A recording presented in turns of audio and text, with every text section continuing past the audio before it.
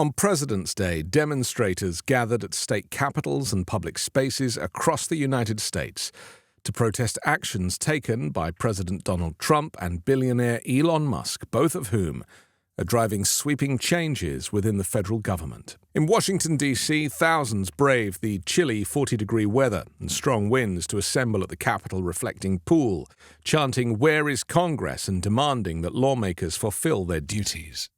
The rallies were organized by the D.C. chapter of the 50-51 movement, a nationwide protest initiative advocating against what it describes as anti-democratic and illegal actions by the Trump regime. A key organizer, known as POTUS Black, urged attendees to remain united in their fight to uphold the Constitution.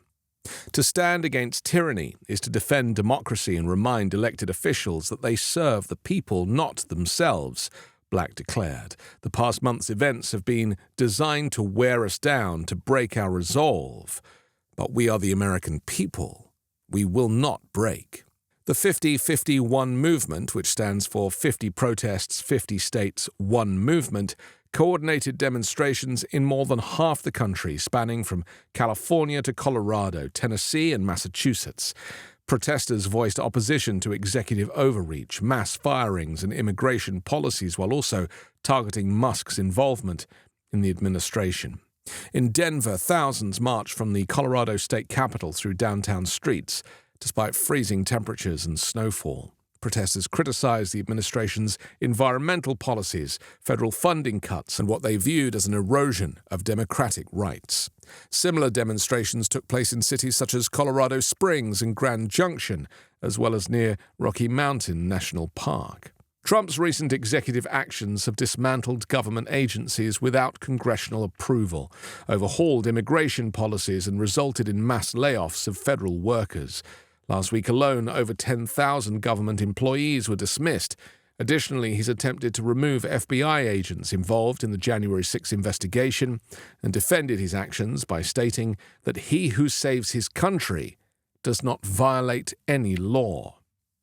The same quote was issued by Anders Breivik, who carried out the 2011 Norway attacks, killing 69 participants of a Workers' Youth League summer camp in a mass shooting on the island of Utoya. He posted the same quote as part of his white supremacist manifesto.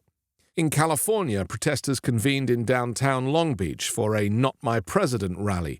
Waving American and Mexican flags, they held signs reading, "Impeach Trump," and "Felon plus Elon equals treason," and "I've seen smarter cabinets at IKEA." Demonstrators expressed frustration over executive orders affecting climate policy, immigration, and reproductive rights. Hundreds of additional protests are planned outside congressional offices and Tesla dealerships, aiming to pressure lawmakers during their recess.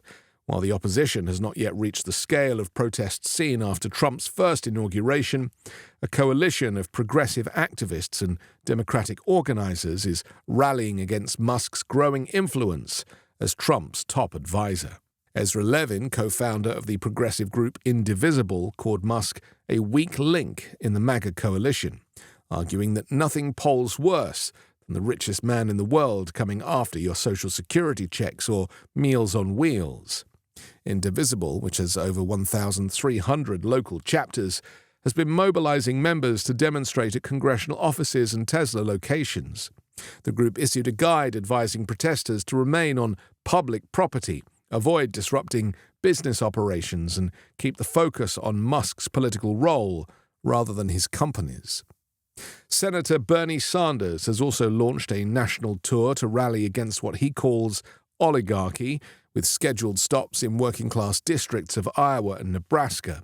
Meanwhile, newly elected Democratic National Committee Chair Ken Martin plans to visit Pennsylvania, Texas, Illinois, Wisconsin, and Missouri to meet with local officials and labor leaders. Democratic lawmakers are using their congressional recess to engage with constituents and highlight what they see as the harmful impact of Trump and Musk's actions. A memo from the House Democratic Policy and Communications Committee urged members to hold public events emphasizing the consequences of recent policy changes. The wave of protests comes as Democrats struggle to counter Trump's sweeping cuts to the federal workforce. The Department of Veterans Affairs has dismissed researchers working on cancer treatment, opioid addiction, and prosthetics, while the Department of Health and Human Services has laid off more than 5,000 employees. The Center for Disease Control and Prevention has lost nearly 10% of its workforce, despite outbreaks of measles and bird flu. Some agencies may be eliminated entirely without congressional approval. Musk's team, backed by Trump, is attempting to shut down the U.S. Agency for International Development, the Department of Education, and the U.S. Consumer Financial Protection Bureau. Trump has justified these actions by citing the need to eliminate waste, while Musk claims his Department of Government Efficiency has uncovered shocking examples of government mismanagement. The details of this are yet to be seen. Despite acknowledging some missteps, Musk has defended his aggressive push to reshape the federal government. While Democrats in Congress denounce these moves as reckless and dangerous, their ability to intervene is limited without control of the House or the Senate. For many Americans, peaceful protest remains one of the last tools available to push back. And if history is any indicator, Trump takes notice when public dissatisfaction grows.